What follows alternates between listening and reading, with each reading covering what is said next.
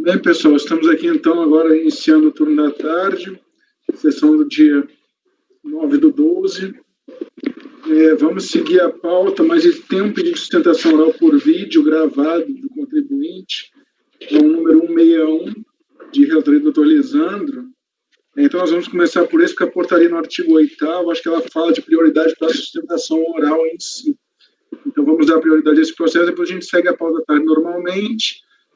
Então, retificando a informação que eu tinha dado de manhã, a gente vai seguir a pauta da tarde normalmente, só com prioridade ao 161. Então, eu vou só pedir ao doutor que relate o processo. Enquanto isso, eu vou buscar o link aqui. Assim que ele terminar a relatoria, eu compartilho o link com vocês do vídeo. Tá bom? Atualizando, então, com a palavra, item 161 da pauta, o recorrente é MC Moreira Limitada, EPP. Boa tarde. A minuta está na pasta T. O processo é simples, então eu vou ler o relatório, mas é um termo de indeferimento ao Simples Nacional, e o motivo do indeferimento foi um débito com a Fazenda Pública. O motivo que deu causa ao indeferimento, né, prende-se a existência de débito a título de CLT inscrito em dívida ativa da União, com o número de inscrição tal, processo tal, no valor de R$ 3.381.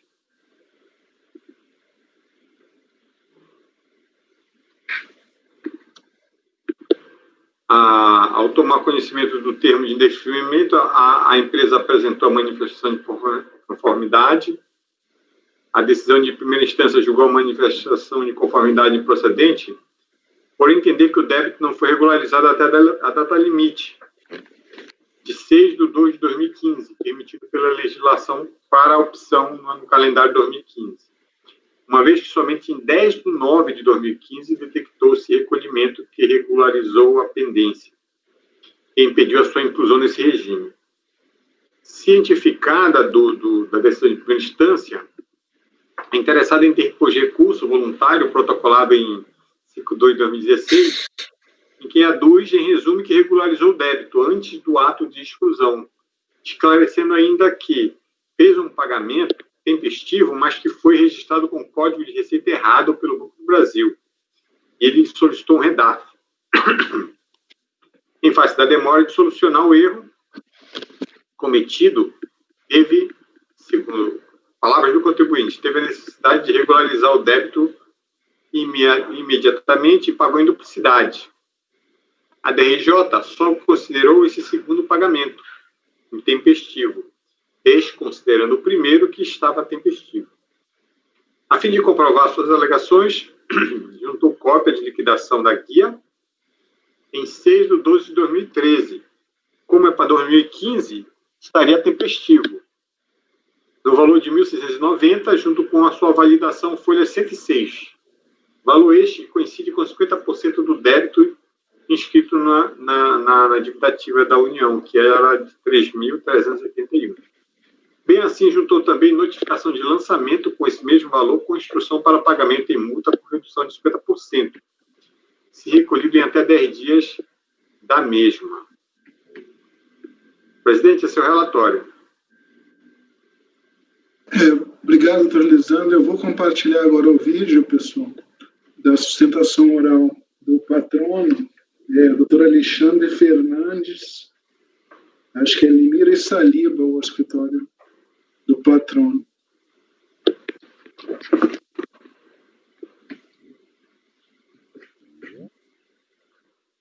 Ilustres conselheiros, trata-se de insurgência contra o indeferimento de opção do Simples Nacional em 2015, tendo em vista que a empresa tinha acabado de ser excluída em dezembro de 2014.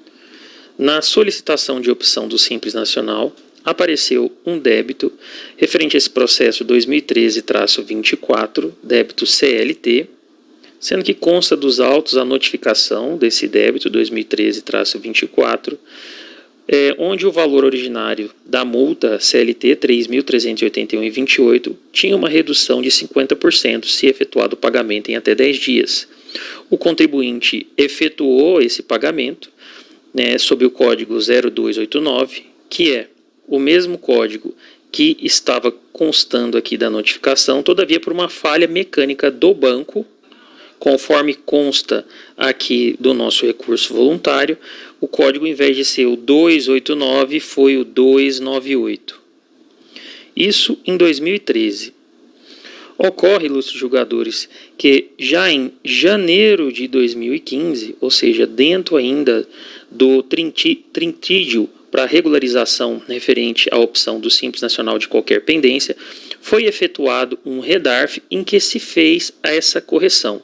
E a prova disso está no próprio sistema da Receita, onde nós observamos que consta como pagamento na data de arrecadação de 13/12/2013, ou seja, retroagindo a data do evento em razão do redarf, o pagamento dos 50% referente àquela multa.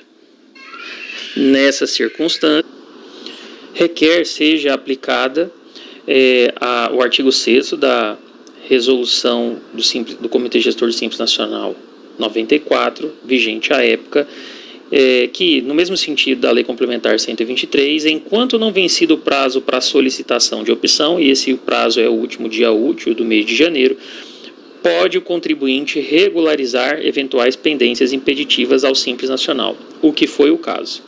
Portanto, requer seja dado provimento ao recurso voluntário e seja deferida a opção ao Simples Nacional referente ao exercício de 2015. Muito obrigado.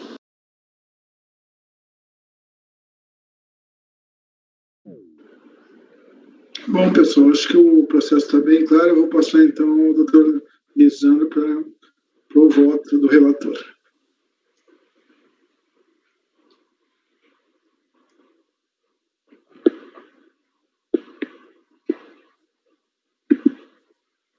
Bom,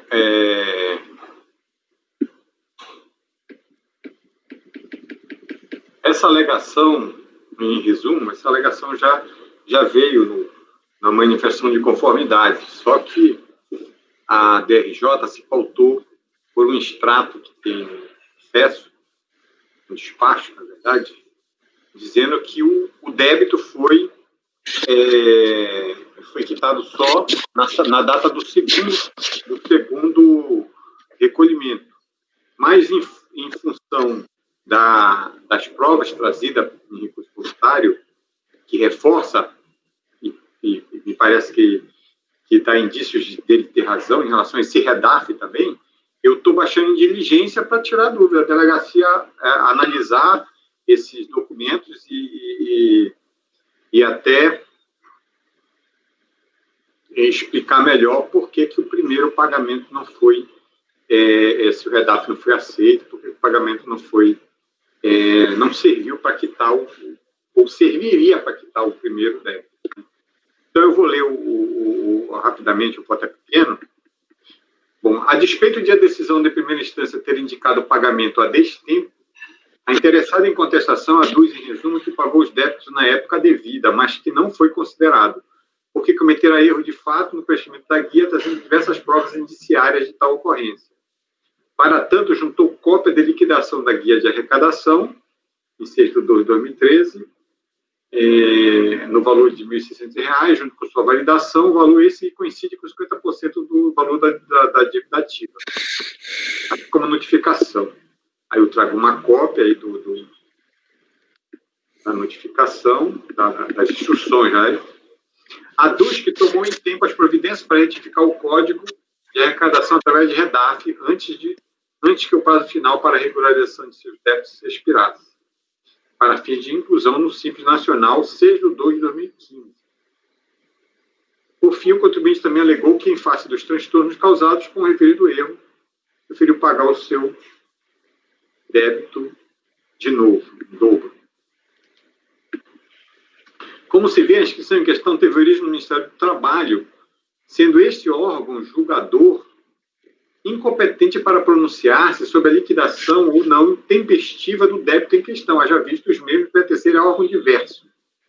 De fato, o contribuinte comprova que pretendeu quitar débito referente ao auto de infração lavrado no Ministério do Trabalho com 50% de redução da multa. Não se sabe se o pagamento ocorreu dentro do prazo previsto para lhe dar direito a tal redução da multa. Assim, tais verificações devem ser realizadas junto ao órgão que originou a respectiva inscrição, ou seja, o Ministério do Trabalho. Por tudo exposto, para fins de esclarecimento sobre possível cometimento de erro de fato no preenchimento da guia de recolhimento, que poderia justificar, eventualmente, o cancelamento da inscrição antes da data registrada nos sistemas da PGFN, e assim também antes do término do prazo regulamentar para a regularização junto ao Simples Nacional, proponho converter o processo em diligência para que a unidade de origem confirme, junto ao órgão de origem, que no caso aqui seria o Ministério do Trabalho, a procedência das alegações do contribuinte, tomando as seguintes providências: verificar se o recolhimento em referência se deu no prazo legal concedido pelo Ministério do Trabalho para permitir a redução do seu valor, ou seja, atestando se o recolhimento foi da quitação do débito citado, verificar se o referido recolhimento já não teria sido alocado em outro débito anteriormente, verificar o andamento e resultado do julgamento de eventual pedido de restituição mencionado pelo contribuinte em sua defesa, restituição do segundo pagamento e não do primeiro, e demais providências que entenda necessária para a solução da lide e concluída a diligência deve dar ciência do conteúdo à interessada. Esse é o voto, presidente. Obrigado, doutor Lisandro. Debates, algum esclarecimento sobre o voto, sobre o teor do relatório? Acho que a situação é bem clara, né? É um débito que existia no MTE, e aí acho que o contribuinte até pagou novamente, porque o REDARF parece que estava em andamento, então, na verdade, tem que se ver se foi feito esse recolhimento com erro de fato no prazo ou não, e parece que a DRJ se apegou, pelo que eu entendi, ao segundo recolhimento, sem olhar se esse primeiro que houve, foi objeto de REDARF, tinha sido tempestivo ou não, e como é um débito do MTE, teria que ser averiguado junto até o Ministério do Trabalho se foi tempestivo ou não, até para fins daquela redução de multa, que o débito é só 50% do valor. Eu acho que foi isso que eu entendi, mas eu acho que a doutora Giovanni ia falar alguma coisa. Não, assim, o documento do MTE da multa, que permite o recolhimento com a redução de 50% no prazo de 10 dias, se eu não me engano, consta a ciência dessa notificação do MTE, não? Oi, não estou ouvindo, Lisandro. Está mudo, doutor. Não. O documento que ele recebeu, ele, contribuinte, recebeu uma notificação e ele comprova o pagamento. Agora, se isso conseguiu quitar, se estava dentro do prazo... Se estava dentro daqueles 10 dias, a gente não tem documento para saber. Não tem.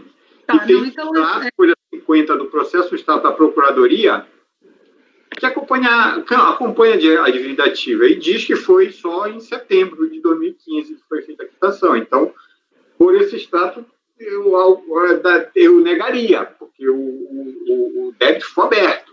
A verdade é essa, o débito ficou aberto até setembro. Mas ela é aí, né? Então, por isso eu queria saber, porque dependendo,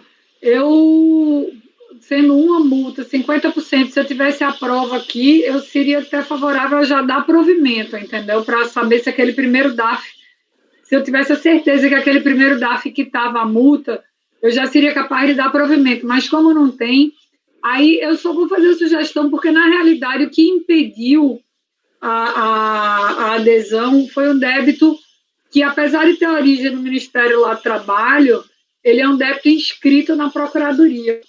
E eu direcionaria a unidade de origem a verificar, eu diria, não junto ao órgão de origem, mas à Procuradoria, porque a gente sabe que o relacionamento da Receita com a Procuradoria é mais fácil, porque se colocar aqui com o órgão de origem lá no Ministério do Trabalho, pode ser que a Receita vá para a Procuradoria não faça diligência, entendeu? Porque isso quem vai ter que analisar o processo é a Procuradoria. Inclusive no que diz respeito a uma possível inscrição indevida em razão do REDARF. Sabe? Então, assim, eu não sei se eu direcionaria, né, tratando de débito inscrito em dívida ativa, que a unidade de origem diligencie junto à Procuradoria se houve a inscrição indevida, se aquele REDAF já quitava a dívida antes da inscrição em dívida ativa. Isso já está na diligência. Agora, em relação ao direcionamento para a Procuradoria, eu até pensei em fazer isso mais especificamente. Eu coloquei junto ao órgão de origem, mas eu não disse quem é esse órgão de origem. Mas eu queria colocar em relação à Procuradoria, porque eu fiquei com medo deles anexarem o extrato que já tem nos autos. O extrato que tem nos autos da Procuradoria diz que a quitação foi em setembro de 2015. Aí eu teria que negar. Eu acho que aqui o contribuinte dá indícios bem fortes de que ele fez o primeiro pagamento. E que como ele pagou errado, né? Detalhe, ele pagou errado, pagou errado. Aí acabou que ele não quitou a dívida. Então, eu acho que por isso que eu deixei um pouco aberto, me referi ao Ministério do Trabalho também, mas eu concordo contigo, Giovana, que é um... Você entendeu o que eu estou dizendo? Assim, talvez até a gente não dissesse perante quem a unidade de origem vai diligenciar, mas verificar se o recolhimento do primeiro DAF se deu dentro do prazo concedido pelo Ministério do Trabalho para a correção de valor, se naquele momento, considerando um REDAF, teria quitado, porque o meu medo é o seguinte, como a Procuradoria já foi instada antes e se limitou a botar no extrato, dizendo, olha, está aqui, estava em aberto, ela não analisou, de fato, a possibilidade de ter havido uma inscrição indevida na Procuradoria, se a Procuradoria tivesse considerado o REDAF, que eu acho que, veja, mesmo o REDAF tendo sido feito a destempo, tudo indica que, inclusive, não foi o erro nem do contribuinte do preenchimento, foi o erro do Banco do Brasil na hora de digitar o DAF. Então, o contribuinte não teria culpa alguma. Então, ele não teria que ver de imediato que aquilo ali ficou em aberto. Ele poderia descobrir depois. E se ele faz um REDAF, eu acho que os efeitos do REDAF retroagem a data do pagamento inicial. Por quê? Porque aquele dinheiro já está disponível na conta única da União. Não tem prejuízo da União. Está nos seguintes termos. Converter o processo em diligência para a unidade de origem, confirme junto ao órgão de origem a procedência das alegações do contribuinte, tomar as seguintes providências. A primeira é mais ou menos isso que você falou aí. Verificar se o recolhimento em referência se deu no prazo legal concedido pelo Ministério do Trabalho para permitir a redução do seu valor, ou seja, atestando se o recolhimento foi suficiente para a quitação do débito. Então, o que eu vou fazer? Eu posso fazer assim, aonde eu ponho converter o processo de diligência para a unidade de origem, confirme, eu tiro esse junto ao órgão de origem. Eu ponho mais na responsabilidade, para ficar mais de acordo com a sua sugestão, da própria unidade lá da Receita, confirmar esse item. Agora, se ela vai citar se sentir necessidade de oficiar o Ministério do Trabalho, aí é uma... o Ministério do Trabalho ou a Procuradoria, tanto faz, porque aí ela fica livre para... Vou tirar. Porque, às vezes eu fico meio com medo de a gente determinar uma coisa e ficar aquele jogo de empurra. Eu vou tirar, então, junto ao órgão de origem, porque fica mais... A delegacia me dá uma parecer, vamos dizer assim. Porque a Procuradoria dá um parecer, porque essa informação aqui, a própria Procuradoria da Fazenda poderia dar, porque quando ela tem o histórico da inscrição, ela tem lá desde a notificação inicial, a data da ciência, a própria Procuradoria teria condições de responder esse primeiro item aqui. E ainda que a Procuradoria não faça a revisão de débito inscrito na Procuradoria que deveria ser feito, a gente pode reconhecer aqui que ele estava ok. Eu acho que em termos do que foi pedido da diligência, tá ok. Eu só fico com medo desses conflitos negativos de competência que a gente pode ter nessas diligências. Assim, tá? Tá bom. Mas era só isso a colocação que eu tinha para fazer. Alguém tem mais algum esclarecimento? Algum outro assunto a debater? Bom, então eu vou colher os votos, pessoal. Doutora Giovana. Eu acompanho o relator. Doutor Dornelas. Acompanho o relator. Doutora Bianca. Acompanho o relator. Doutor Lucas. Acompanho o relator. Eu também acompanho o relator e eu acho também que até o que a doutora Giovana falou dos itens que eu acho que está abrangido na diligência, enfim. Até se confirmar junto ao órgão, a gente pode tirar, efetivamente, mas eu acho que está bem dentro, doutora Giovana. Eu vi todos esses itens que a senhora mencionou, eu acho que é uns itens aqui que o doutor Lisandro fez, então, na verdade, a questão é se você conseguir se cumprir os itens, né? Mas eu acho que está bem abrangido aqui. Então, eu também acompanho o relator, então, o item 161 da pauta ficou por unanimidade de votos, como vai ter o julgamento em diligência, voto unânime do colegiado. Então, agora, pessoal, julgado o 61, a gente volta à pauta da tarde, que, na verdade, eu acho que começa do item 157, que ainda é de relatoria do doutor Lisandro, e aí, de agora em diante, a gente segue a pauta da tarde, havendo tempo, a gente retoma os processos que eram pendentes das pautas de ontem e de hoje de manhã. Então, doutor Lisandro, próximo da pauta, estou apregoando já o item 157, recorrente MG Schweinler, comercial hidráulica, matéria simples, exclusão, acho que provavelmente por ter incorrido na vedação, a cessão e alocação de mão de obra. Atualizando com a palavra, item 157. Trata-se, eu vou ler o relatório, é curto também, o processo é simples. Trata-se de um recurso voluntário interposto contra o acórdão 12.60.771, PJ Rio. Por bem descrever o litígio, objeto do processo, tomo por de empréstimo um relatório da unidade de origem. Bom, em linhas gerais, deixa eu resumir.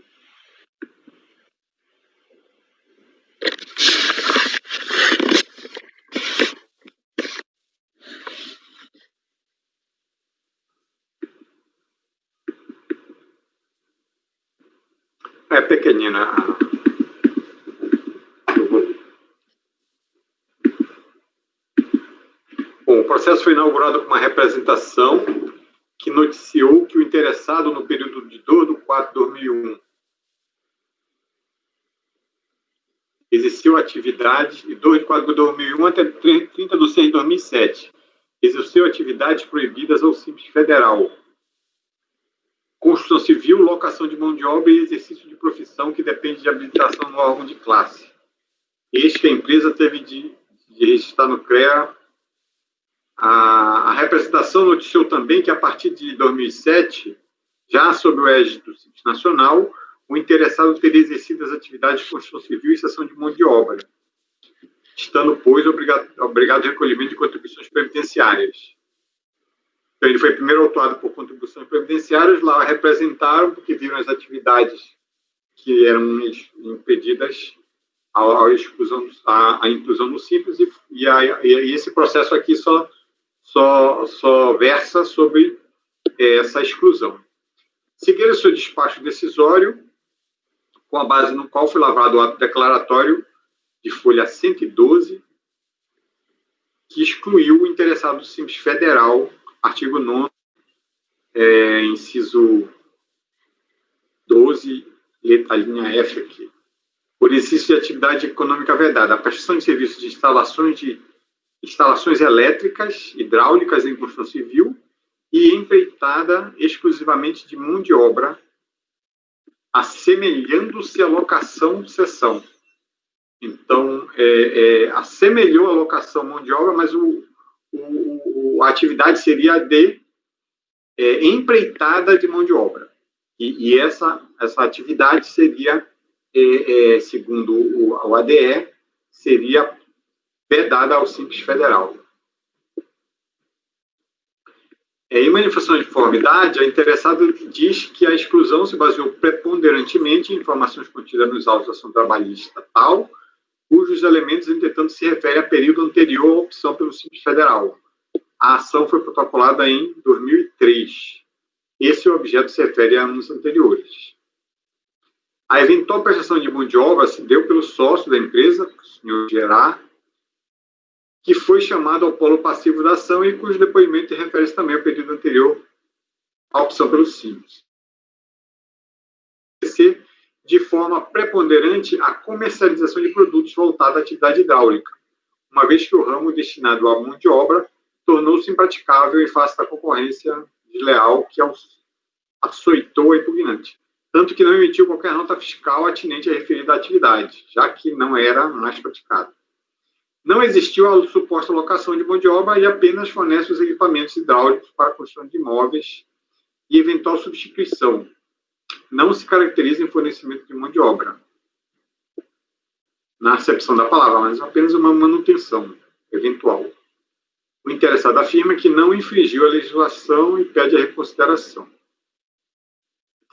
Então, apreciada a manifestação, o DRJ julgou improcedente, mantendo o ADE, conforme a emenda, que está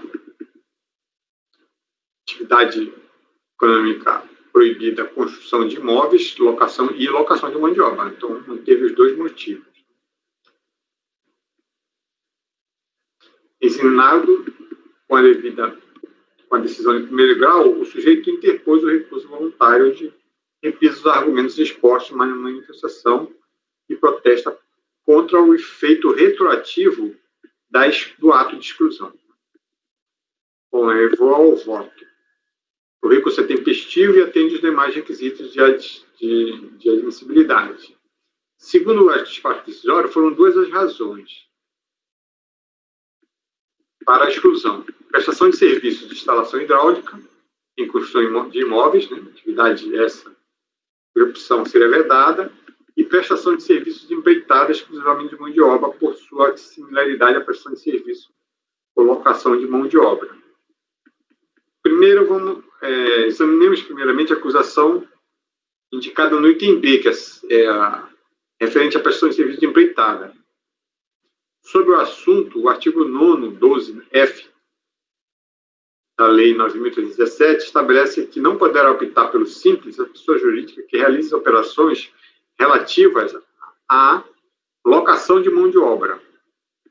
Como se observa a norma acima, não veda expressamente a prestação de serviço de empreitada exclusivamente de mão de obra, como é o caso da hora recorrente. Então, a lei diz locação de mão de obra, não fala sobre empreitada exclusivamente de mão de obra.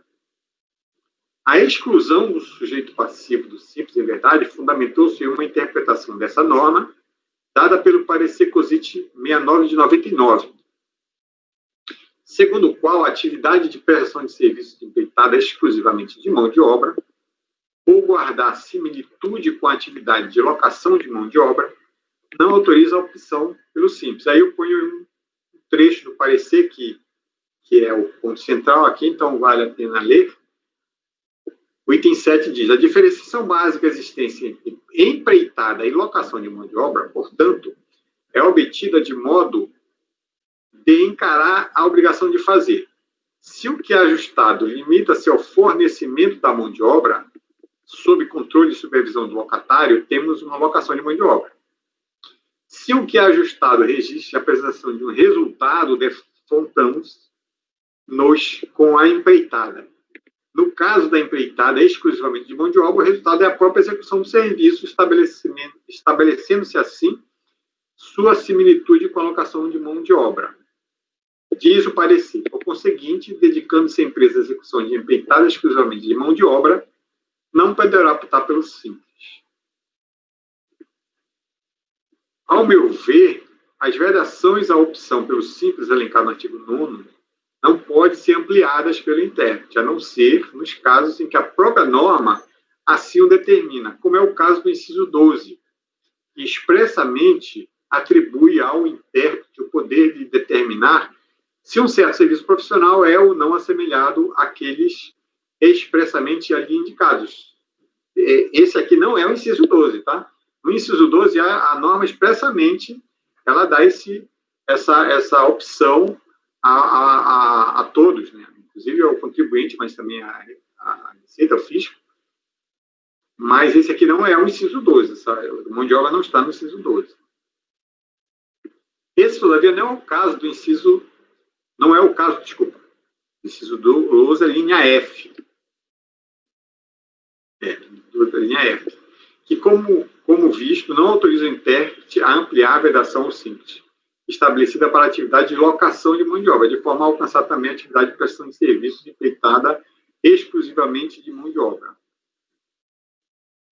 Desculpa, eu falei errado.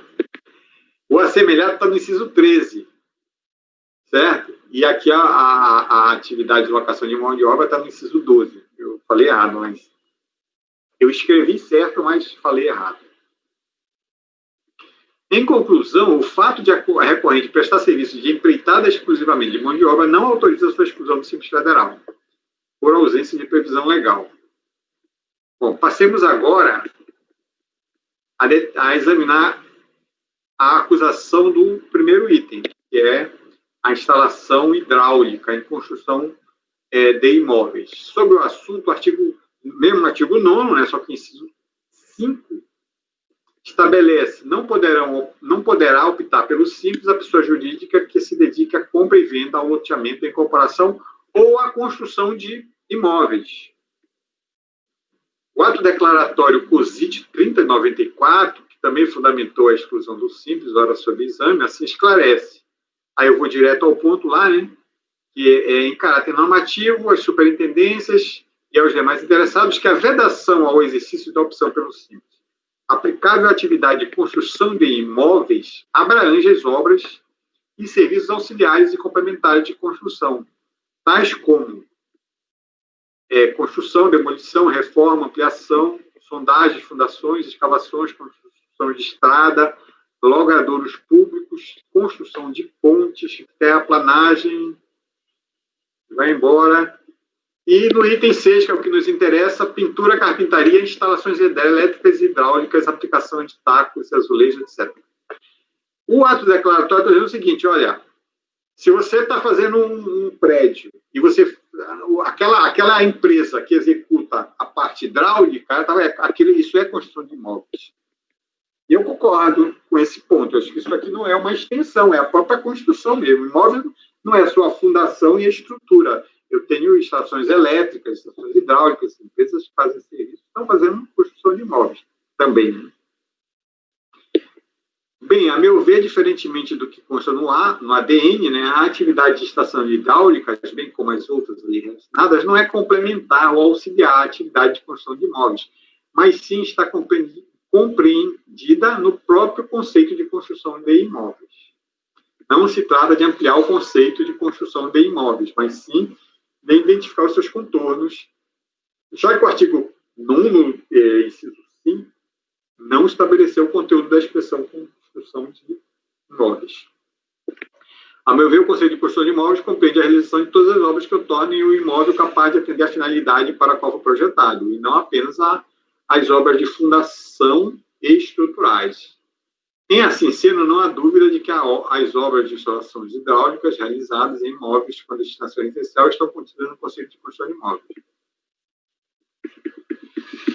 Bom, em interrogatório levado a efeito no âmbito da ação trabalhista, o próprio sócio declarou, em folha 67, aí está as palavras do declarante, a empresa, a comércio de peças, tinha como atividade principal a prestação de serviços de instalações hidráulicas, sendo essa a mesma atividade principal da empresa, essa atual empresa MG Comercial Hidráulica.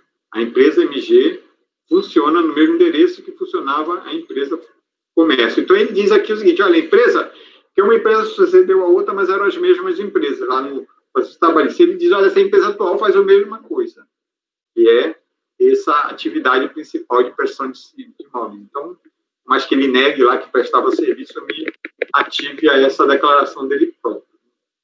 Ou seja, o próprio sócio afirmou em juízo que a atividade principal da hora recorrente é a prestação de serviços de instalações hidráulicas, algo que contraria a afirmação contida no recurso voluntário, segundo o qual existiria apenas atividade de comercialização de produtos voltado à atividade hidráulica. Comprovado, portanto, o exercício da atividade de construção de imóveis, cuja opção ao Simples Federal é vedada, artigo 9º, inciso 5, da Lei 9.317. Por fim, não é correto dizer que o ato declaratório de exclusão, cuja ciência se deu em 2008, foi aplicado retroativamente a 2003, como se isso representasse uma ilegalidade. Em verdade, o ato de exclusão aplicou a norma vigente à época em que o sujeito passivo optou pelo Simples Federal, e norma esta que vedava essa opção. Assim, embora o ADE tenha sido expedido em 2008, aplicou a norma legal vigente à época em que o sujeito passivo optou indevidamente pelo Simples Federal, ou seja, não houve uma retroatividade, mas sim uma aplicação da norma, uma aplicação da norma vigente na época 2003. Tendo em vista o exposto, voto por negar provimento do recurso voluntário. Como voto?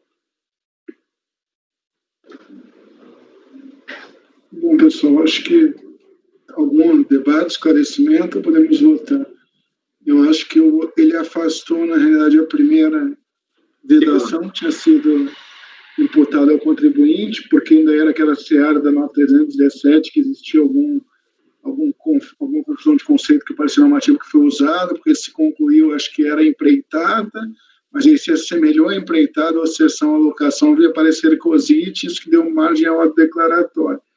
Mas eu acho que a segunda vedação, que era da construção, não foi afastada, então ele manteve a exclusão com base na segunda vedação que o contribuinte incorreu. Acho que basicamente é isso, mas aí se alguém quiser algum esclarecimento, então fica à vontade. O conselheiro Lisandro, eu queria um esclarecimento acerca da...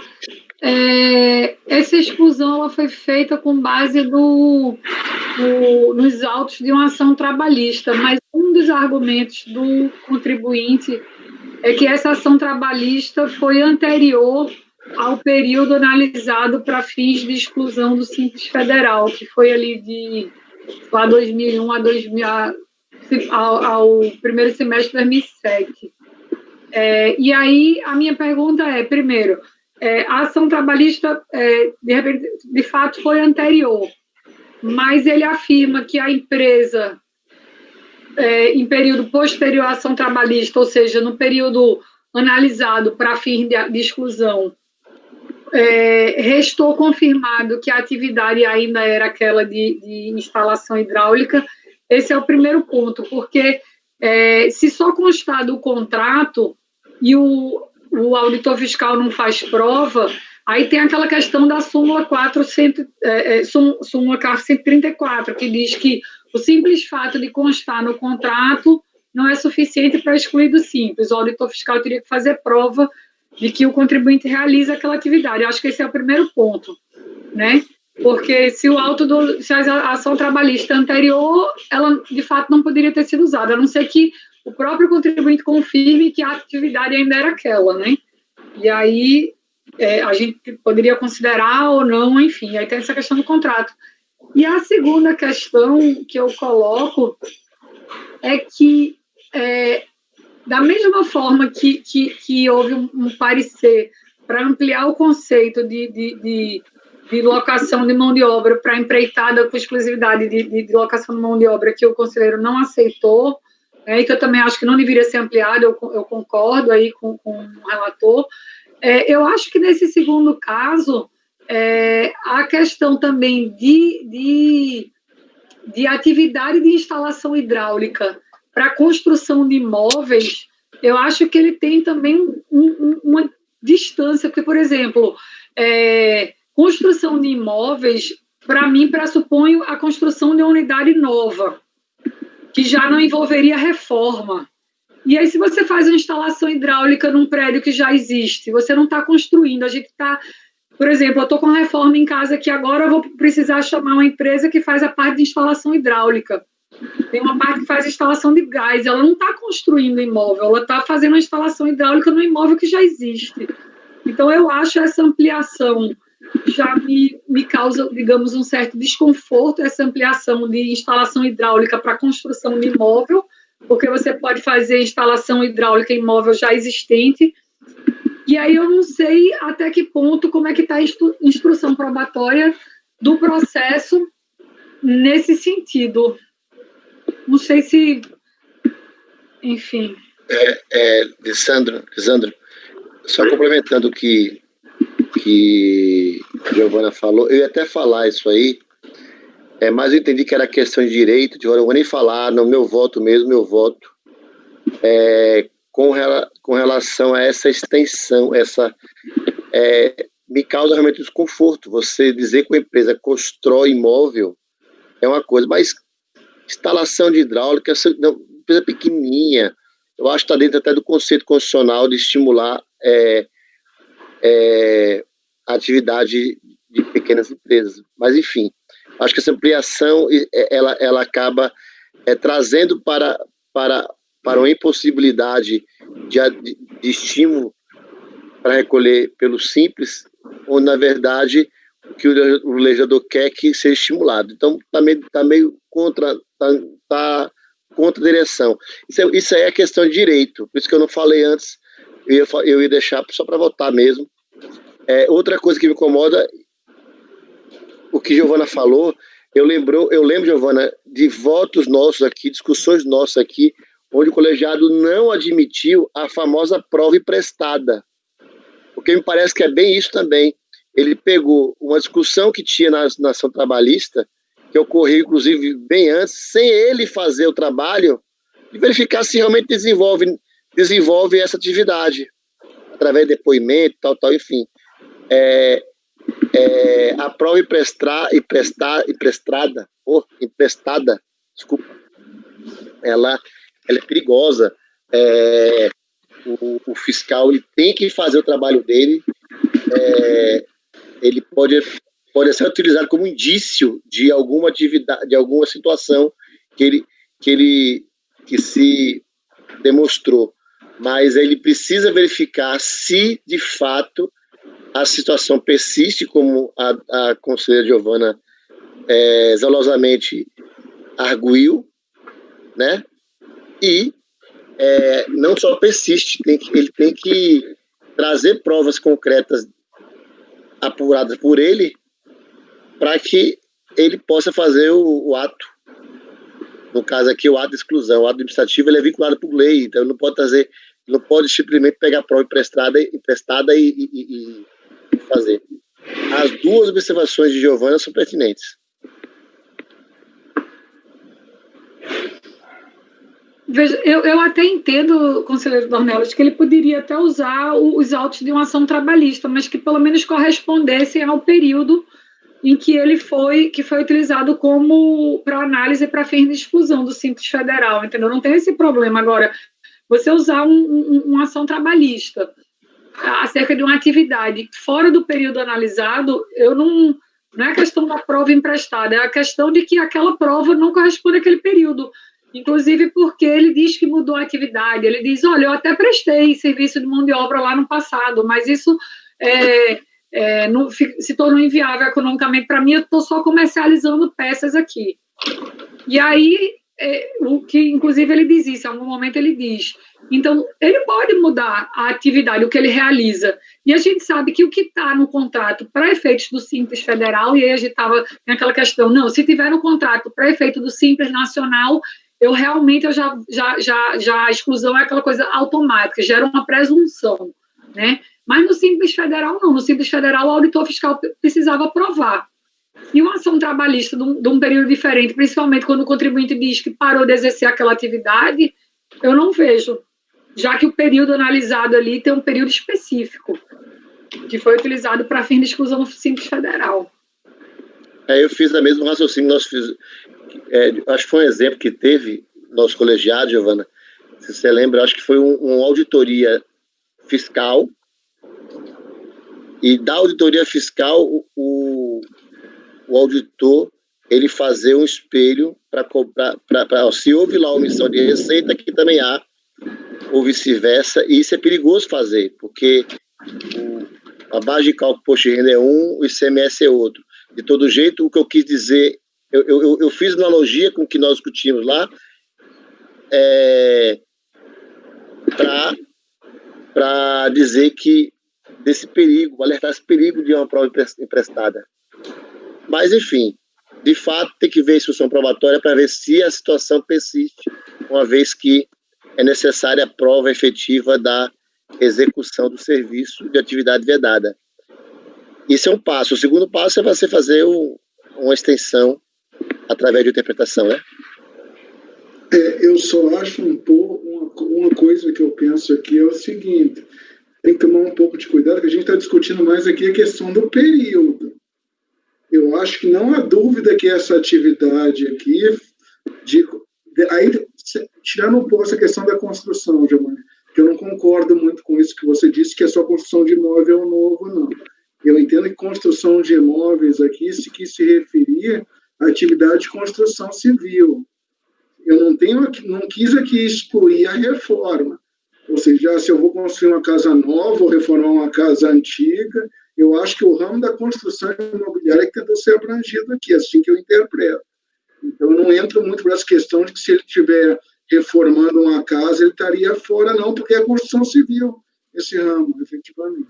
E outra coisa é o seguinte, veja bem, essa súmula CAR 134, ela fala que a associação tem que provar a efetividade do serviço prestado. Ok, concordo. Agora, veja bem, em nenhum momento aqui se nega que o serviço foi prestado. A alegação do contribuinte é a seguinte, olha, eu já prestei esse serviço, mas nesse período, por conta de mercado e tal, não estava mais prestando. Então, é um pouco diferente, porque a súmula, eu acho que ela se aplica um pouco àqueles casos em que, com sobre o contrato social, eu desenquadro do simples. Não é bem esse caso aqui. Esse caso aqui está dizendo o seguinte, ele falou, eu pratiquei realmente, só que quando estão me desenquadrando no simples, eu não estava mais praticando, não faz prova nenhuma nesse sentido. Então, é um pouco diferente a situação.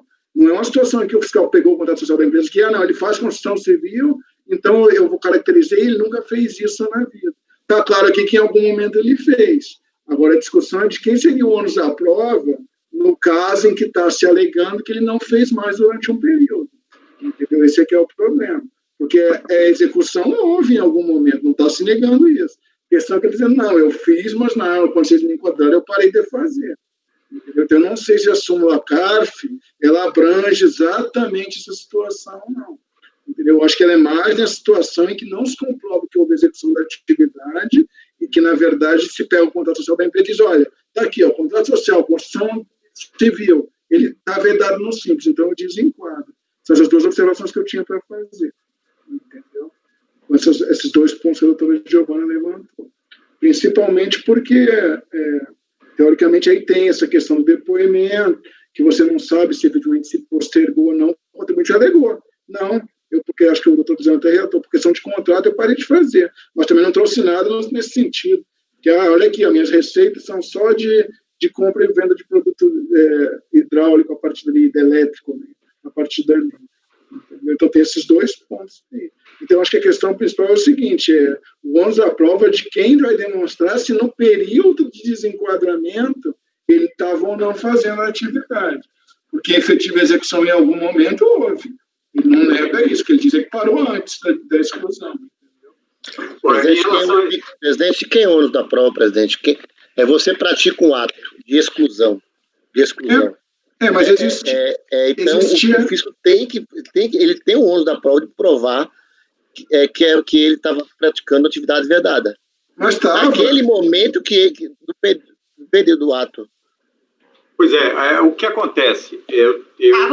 Se tivesse prestando, era em outro período, né? Eu vou exemplificar outro processo que vai vir aí na frente. O contribuinte, ele foi excluído do Simples, ele pediu exclusão, não é esse contribuinte, é outro contribuinte. Ele pediu exclusão em 2003. Ele pediu porque em 2001, 3 anos antes, a receita dele foi superior ao limite. Aí ele pediu exclusão. Excluiu. Depois que ele pediu exclusão, ele percebeu que ele foi excluído em 2001, 2002 e 2003. Por quê? Porque ele não era... Se ele foi excluído em relação a 2001, ele não tinha... a opção não é anual, ele já estava no Simples, entendeu? Então, ele foi excluído nos 3 anos. Aí ele pega e agora ele provocou um novo processo em que ele pede para ficar 2002, 2003. Por quê? Porque ele foi excluído nos 3 anos. E é difícil ele retornar ao Simples, já que ele não fez opção em 2002 e não fez opção em 2003.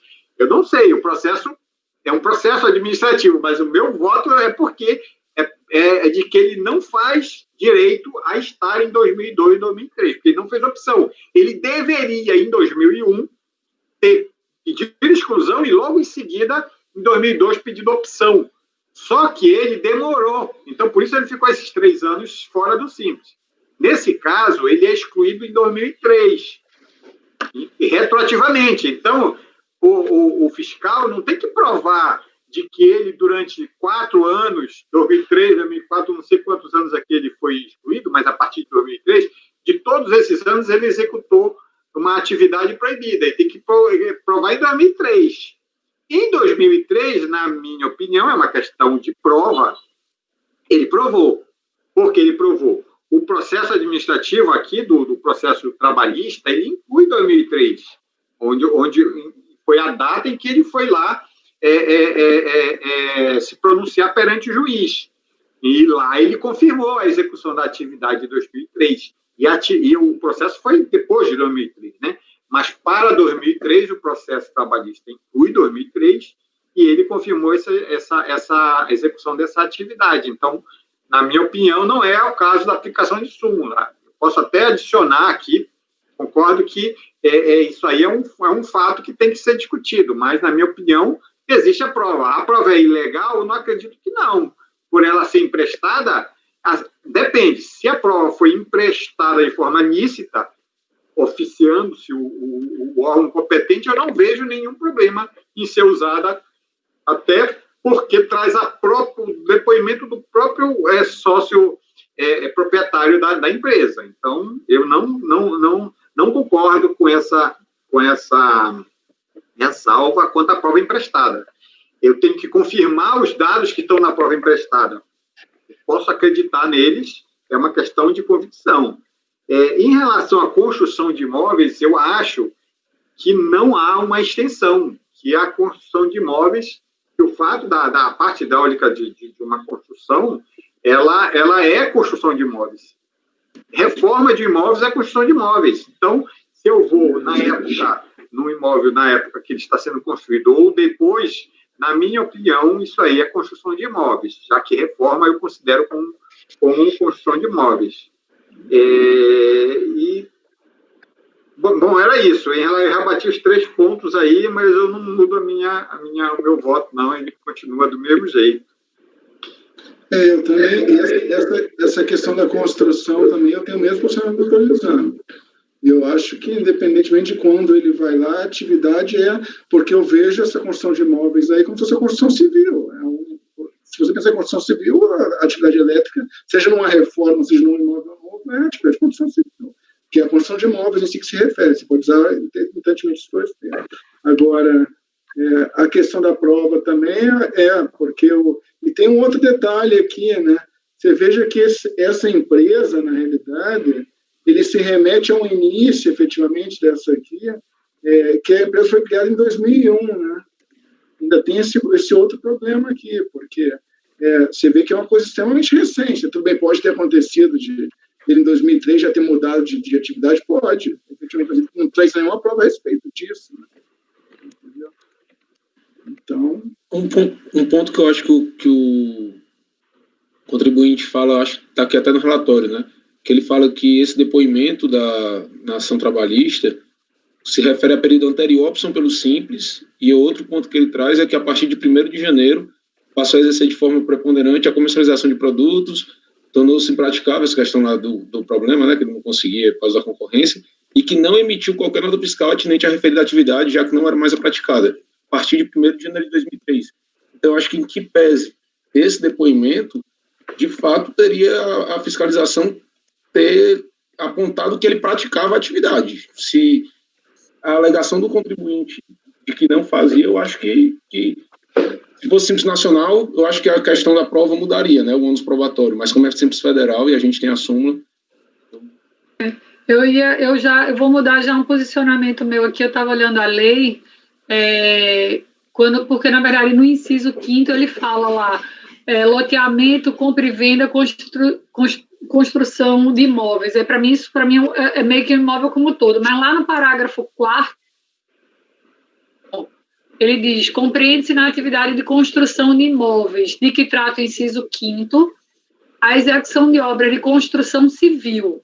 Aí sim, porque a lei está comparando a execução de obra de construção civil própria ou de terceiros, como a construção, demolição, reforma, ampliação de edificação ou outras benfeitorias agregadas ao solo e ao subsolo. Então, Nesse sentido aqui, eu já considero a obra que não é só a construção de imóvel novo, aquilo que eu tinha falado sobre reforma, eu estou revendo aqui em razão da existência do parágrafo 4º, que, como diz, não cabe a gente fazer uma ampliação dessa, como o conselheiro Lisandro falou lá, do conceito lá da alocação de mão de obra, mas aqui a própria lei, ele está dizendo que envolve a questão de construção civil, né, inclusive a reforma. Mas eu ainda tenho dúvidas acerca de se ele fazia realmente serviço de instalação hidráulica ou se ele só comercializava peças, porque eu folhei aqui encontrei notas fiscais de venda de material de hidráulica, e o nome dele é comercial de hidráulica. Então eu fico ainda naquela... Eu ainda tenho dúvida acerca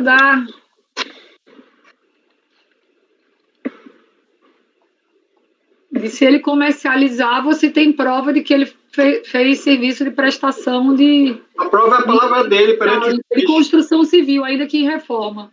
A prova é a palavra dele diante do juiz, a peça judicial, onde ele diz a atividade que ele exerce. Foi essa a prova que foi utilizada. Mas ele não disse depois que ele só fez essa atividade durante um período e depois ele fez só comercialização, e o período examinado para fim de exclusão do simples não compreende o período que ele teria feito a instalação hidráulica? Bom, eu vou abrir aspas e fechar aspas com as palavras dele. Posso? Certo. Não, foi o que eu me ativo. Deixa eu ver aqui.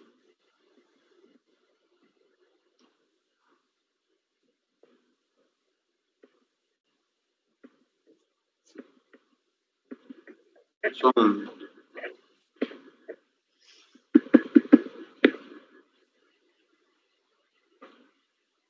Bom, interrogatório do reclamado. Isso já é posterior a 2003, porque a ação foi ajuizada em 2003. Interrogatório do reclamado. O reclamado trabalhou para a empresa, comércio e tal, quando foi feita a sua rescisão contratual. A empresa supra-referida encerrou suas atividades em dezembro, não se recordando o depoente a data em que foi dado baixa na junta comercial. A empresa MG Comercial foi criada em maio de 2001. A empresa comercial de peças tinha como atividade principal prestação de serviços de instalações hidráulicas, sendo essa a mesma atividade principal da empresa atual, que é a nossa interessada. A empresa funciona no mesmo prédio que funcionava a empresa comercial. Esse aqui é o depoimento do próprio proprietário. E eu me ative a isso. E aqui o período, com certeza, compreende 2003. Acho que, com base nisso, a fiscalização tinha que ter aprofundado e ter demonstrado que ele praticava a atividade e ter lançado. Eu acho que isso é um forte indício, de fato. Eu acho que isso pode iniciar uma fiscalização. Porque não é um lançamento, né? Não é um lançamento. Isso aqui eu não tenho que saber o valor. Eu tenho que saber a atividade. Eu tenho que saber a atividade por várias provas de várias formas. Achou isso relevante, eu também acho. Mas não é um lançamento.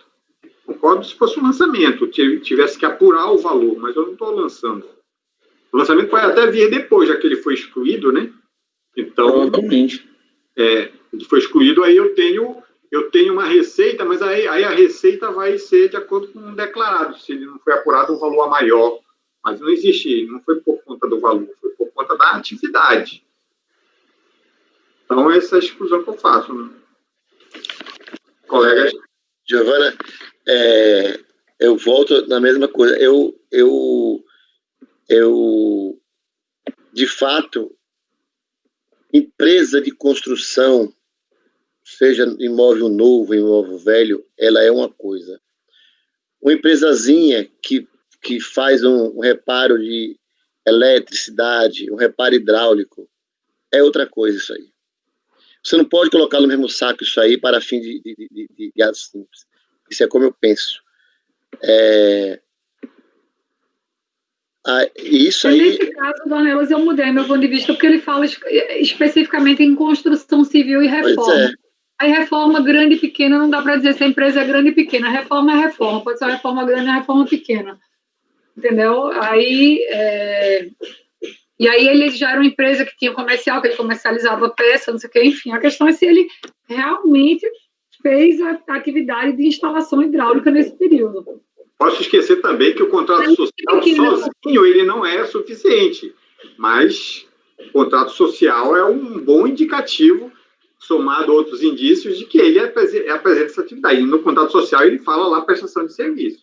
Ele não fala venda somente, né? Mas o contrato social é um indicativo, mas a gente já sabe que não é prova, que o auditor precisaria provar, principalmente quando ele diz, não, eu fiz essa atividade, mas depois eu passei só a comercializar. E aí ele faz prova em contrário, que ele só comercializava, porque traz nota fiscal da comercialização. O nome dele, da empresa dele, é um nome de comércio, é MG Comércio de Material Hidráulico Limitada. Entendeu? Assim, então,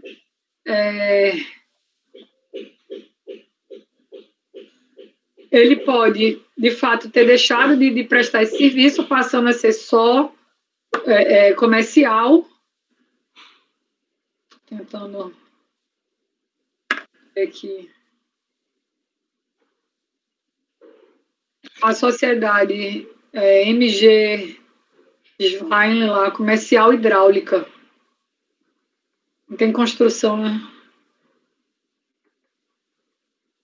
Tem um trecho que eu não citei no meu voto, mas eu li no acórdão da DRJ, que está aí no processo.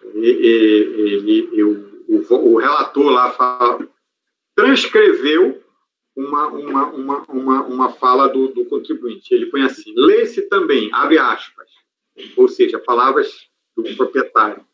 Não se trata aqui de pequenos consertos de um entupimento de pia, por exemplo, numa residência familiar. Trata-se, como o próprio cartão de visitas aponta, o cartão de visitas do proprietário, né? Instalações hidráulicas em obras novas, prédios, pousadas e até centros de convenções de prédio morro, prédio, porte médio, fecha aspas. Agora, é claro, isso aí está na ação judicial, são depoimentos, né? E eu valorei isso, acho que é plenamente válido. Então, não fiquei convencido aqui com essa leitura de que não era um simples comerciante.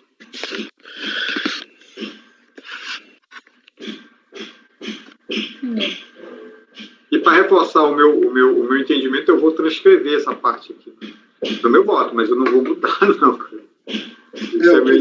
Doutor Lisandro, ainda tem um outro problema, que é o seguinte: se você pegar, óbvio, né, levando em consideração que eu considero também essa prova válida, os depoentes todos são testemunhas do autor na reclamatória trabalhista, todos são encanadores que trabalhavam em obras de construção de prédio. Olha aqui, um trabalhou na construção do prédio, é um prédio, edifício São Sebastião. O outro trabalhou, era uma outra empresa do mesmo proprietário que está sendo reclamada junto com a MG Schwein. Pousada Pedra da Ilha. O outro trabalhou na construção de um prédio. E tem nas 3 ou 4 testemunhas que sempre trabalharam nesse ramo de instalação, mas em construção de prédios, de pousada, um edifício aqui, edifício obra de São Sebastião. Aí você teria que dizer ainda, tudo bem, se você não for admitir essa prova, mas aí você tem que falar assim, não, todos os 3 encanadores aqui estão mentindo que ele não trabalhava nesse eu acho que e aqui ele tem um que fala que o reclamante trabalhou para o senhor Schwein até 22 ou 23 de março de 2003. Eram 2 empresas do mesmo proprietário.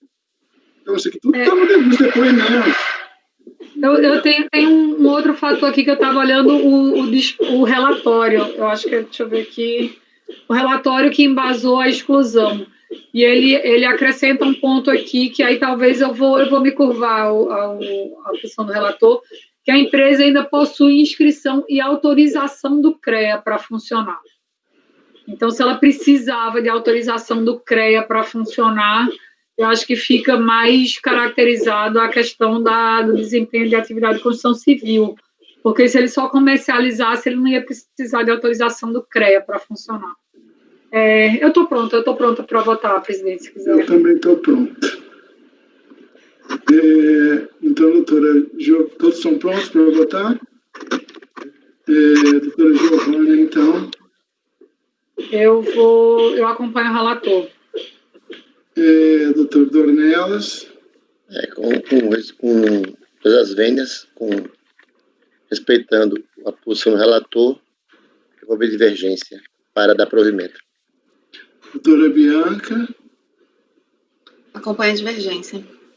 Doutor Lucas. Eu também vou ficar com a divergência, presidente. Eu vou acompanhar o relator, e nesse caso aqui não tem aplicação de 3988, porque não é determinação e exigência de crédito tributário. Então, por voto de qualidade, ficou negado o provimento ao recurso do contribuinte. Esse é o resultado do item 157, né, doutor Lisandro? Esse é 157? Sim, 157. 57, já estamos na sequência da tarde, né? Isso mesmo. Então, 157, por voto de qualidade, negar provimento ao recurso do contribuinte. Então, doutor Lisandro, agora 158, G de B Rocha Júnior, também novamente simples, exclusão. Agora, a motivação acho que parece que é outra, é a existência de débitos. Mas então, eu estou dizendo com a palavra... Já está na pasta. É 158, né? 158, J de B Rocha Júnior.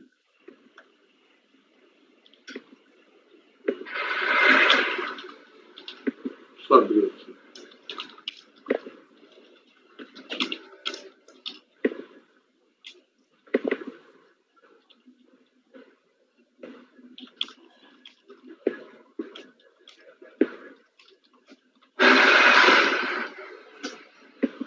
Bom, 158 é uma exclusão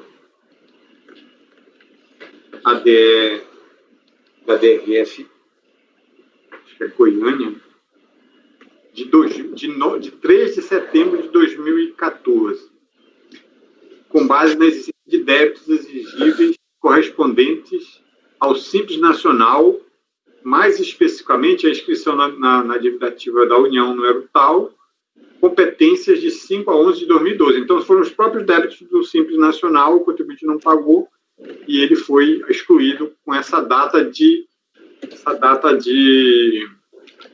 exclusão 3 de setembro, mas a exclusão vai ter efeitos a partir de 2015. Mas ele poderia regularizar 30 dias após a sua ciência. A decisão de primeira instância julgou a manifestação de conformidade improcedente, por entender que os débitos que deram causa à exclusão só foram liquidados em 17 de 8 de 2015, ou seja, ele teria que regularizar ali em outubro de 2014, já que a exclusão foi em setembro. Mas ele, de acordo aqui com a DRJ, foi só em 17 de 8 de 2015. Estou escrevendo o extrato da inscrição, porque como é dívida ativa, foi anexado aquele diário da PGFN. Folha 37 e 39. Cientificada da decisão de primeira instância, através da intimação 7 de 2016, ela interpôs recurso voluntário, protocolado em 8, mesmo ano em que a DUS tem resumo que regularizou o débito. Aí confira aqui um trecho relevante do recurso. O fato gerador dos débitos referentes tem como competência os meses de abril a novembro de 2012. Do que tange ao Simples Nacional, débitos correspondentes aos números de apuração, ele põe os dois números. Entretanto, não foram considerados os valores recolhidos ao erário através da guia do Simples Nacional de números tais, com recolhimento em 2014, setembro de 2014, que estaria no prazo, né, que foi após a exclusão, aí põe os dois valores aí, respectivamente, antes da notificação do ato de exclusão do Simples Nacional. Observa que foram feitas as quitações, porém de forma equivocada, aí a palavra do contribuinte, né? Posto que não foi informada a existência da inscrição indicativa dos débitos. Em ato contínuo, após ter tido ciência de que havia pago de forma equivocada, a recorrente efetuou novo pagamento com juros e correções junto ao PFN, órgão que seria competente para o recebimento. Conseguindo-se que, a princípio, até o órgão colegiado equivocou-se quanto à falta de legitimidade do recolhimento efetuado, chegando a declarar a perda do objeto do presente pleito, o que, de certa forma, beneficiaria a recorrente em face da boa-fé. Não há que se falar em má-fé da recorrente, e muito menos do completamento ilícito, que houve, na verdade, foi uma sequência de erros, tanto do contribuinte quanto do órgão de arrecadador, de caráter estritamente formal. Bom, então é isso. Ele diz que pagou errado, e eu vou ao voto, então. Quando os presentes autos foram identificados os débitos Simples Nacional, a despeito de a decisão de primeira instância ter indicado o pagamento por esse tempo, a interessada aduz, em resumo, que pagou os débitos na época devida, antes, inclusive, do ADE, mas o pagamento não foi considerado. Para tanto, dou cópia de 2 DAFs, folha 59 e 61, que a recorrente afirma referir-se à liquidação daqueles débitos. Por fim, eu não consegui ter a convicção de que ele pagou o débito numa prova nos autos, então eu voto por converter o julgamento em diligência para a unidade de origem, confirme se as provas apresentadas são suficientes e idôneas para se concluir que os débitos existentes foram integralmente quitados antes de se esgotar o prazo. Aí aqui eu não coloquei, Giovana, aquela remissão ao órgão, eu coloquei já de acordo com o que você sugeriu aí. A própria unidade, é claro que ela pode dar os esforços que forem achar que seja necessário, né? Mas que diga se o débito foi quitado ou não no prazo para efeito aqui nosso, né? De exclusão, e retorne aqui para esses autos, para o CARF. Né? Então, enfim, é uma diligência. Perfeito. Proposta de... Podemos voltar, pessoal? Então, doutora Giovana. Eu acompanho o relator. Doutor Dornelas. Também acompanho o relator, presidente. Doutora Bianca. Acompanho também. Doutor Lucas. Acompanho. Eu também acompanho, então, item 58 da pauta, converter o julgamento em diligência nos termos do voto do relator por unanimidade de votos. Doutor Lisandro ainda, item 159, JDR, Indústria e Comércio Limitada, EPP, a recorrente, novamente exclusão de simples, oriunda de débitos existentes. Doutor Lisandro, relatoria 159. Também está aí na pasta. Também é um ADE, também é débito. Mas esse aqui eu acredito que não precisa de uma diligência. Trata-se de recurso voluntário, que julgou improcedente contra a decisão da DRJ Campo Grande, que julgou improcedente a manifestação de conformidade quanto ao ADE de exclusão do Simples Nacional.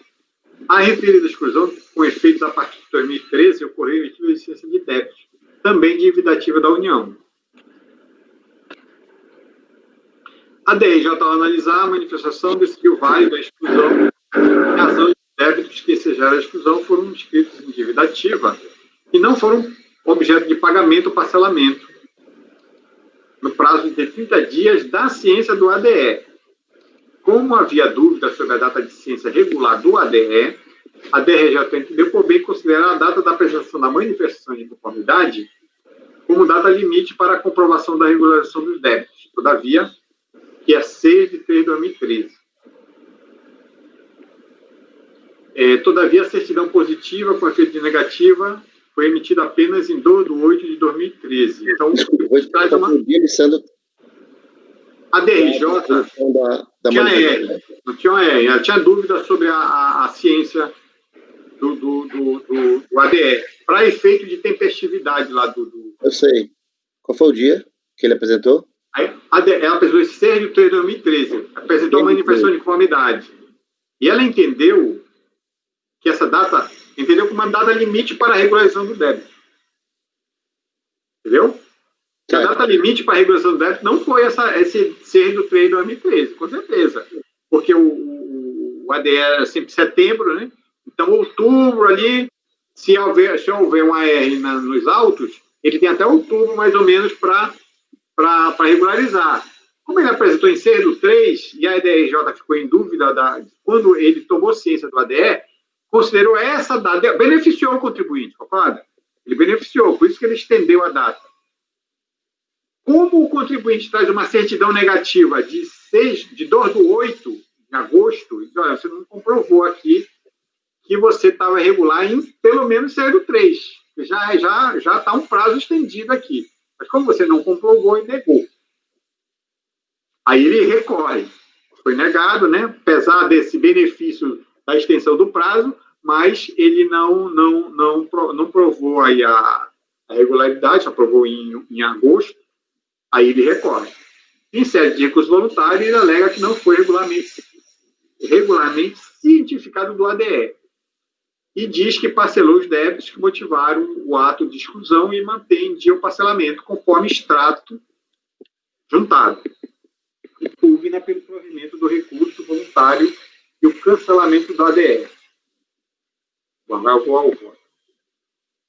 Ele foi certificado da ciência da primeira instância em 12 de 2014 e, no mesmo mês, ele apresentou aí o recurso. Então, o recurso é tempestivo.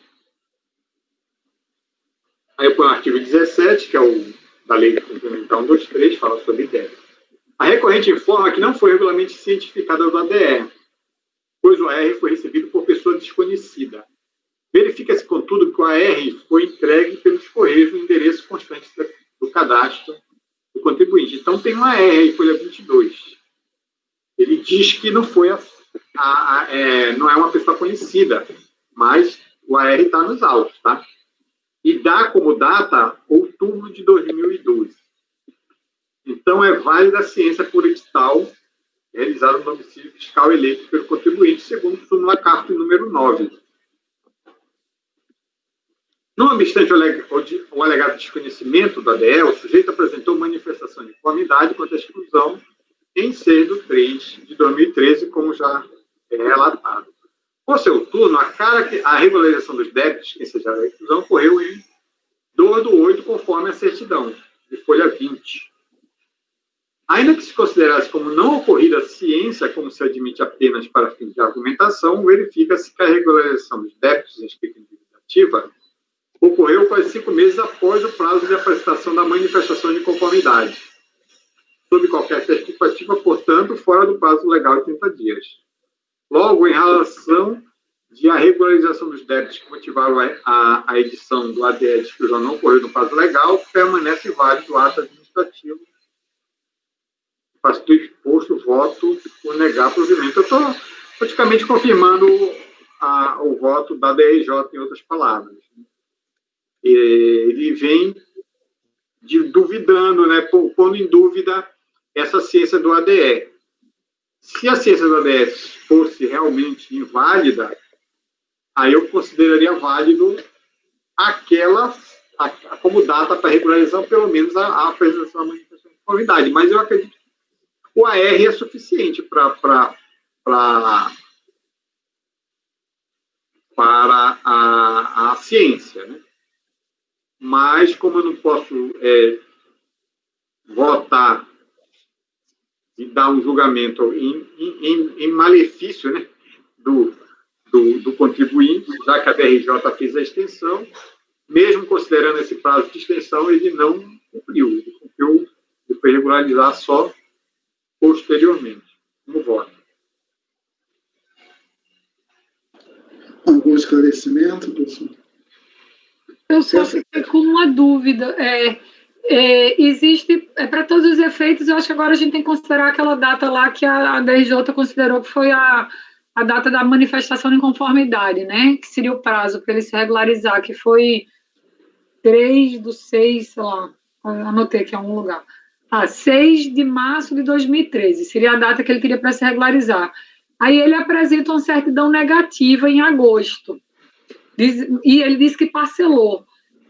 O que você está levando em consideração para fim de comprovação de regularização é a apresentação da certidão negativa ou porque consta que o parcelamento só foi feito 5 meses depois? A minha dúvida é basicamente o seguinte: ele pode ter feito o parcelamento antes, estava lá pagando, mas só veio a retirar a certidão negativa depois. Mas a regularização foi anterior. Eu queria saber, assim, até essa data, ele já havia feito o parcelamento e estava suspenso os débitos, ou, de fato, ele só pediu o parcelamento 5 meses depois? Porque a certidão negativa ela é uma fotografia de um momento, mas pode ser que ele já tivesse direito a uma certidão negativa antes disso. Entendeu a minha dúvida? Não sei se foi claro. Assim. Entendi. Tem um extrato onde ele diz que ele é o parcelamento do Simples Nacional. Às vezes tem ele anexa a tela do pedido de parcelamento com um carimbozinho embaixo que diz a data que foi protocolado o pedido de parcelamento. Deixa eu ver se eu acho aqui. E qual foi a data, João? Eu não consegui ver a data que ele pediu o parcelamento. 19 de 12 de 2012, eu acho. Tira o parcelamento. Agora, 19 de 12 de 2012 foi o pedido. Onde é que está? Ele pediu, se pagou e se estava suspenso. Está na página 15 do PDF do arquivo do recurso voluntário. Abre o recurso voluntário no meu processo, é a folha 15 no PDF.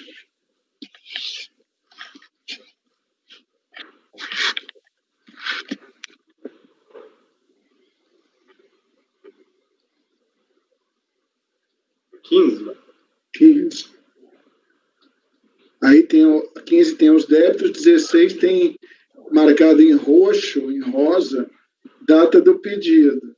19 de 2 de 2012, em parcelamento e tirado esse extrato em 10 de 2014. 60 parcelas. Pois é, se ele pediu em 2012, então foi bem antes da manifestação de inconformidade, que foi a data que a DRJ considerou, 6 de março de 2013. E, nesse caso, tem a data do pedido e a data da situação, que a gente sabe que esses parcelamentos, às vezes, eles levam aquele tempo para consolidação, que levava em torno de 2 anos. E se ele está em parcelamento, é porque ele pagou e estava em dia, em 2014. Então, de 2012, dezembro de 2012 a 2014, ele estava com isso aqui parcelado. Agora, são os mesmos débitos? Por sorte, ali já tem a consolidação, que se trata de 2014. É isso que eu estou querendo ver. Se esse débito que originou a DE está abrangido aqui ou não. Se for o mesmo débito, tudo indica que tem vários, que aqueles que impediram estavam suspensos. Tem que ver se o débito que originou a DE está nesse parcelamento. É isso que eu estou tentando ver agora.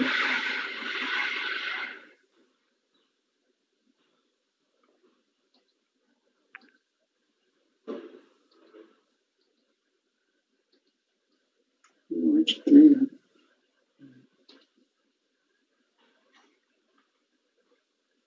Extrato de devedor de conta corrente deve ser esse aqui. Pronto. Extrato de conta corrente. Constamos isso. Olha aqui, ó. Eu tenho um extrato aqui, aí está na folha 16 a 19 do processo. Pelo que está mostrando aqui, olha o que seria. Débitos em cobrança CF, antes do ato ser emitido, imediatamente antes.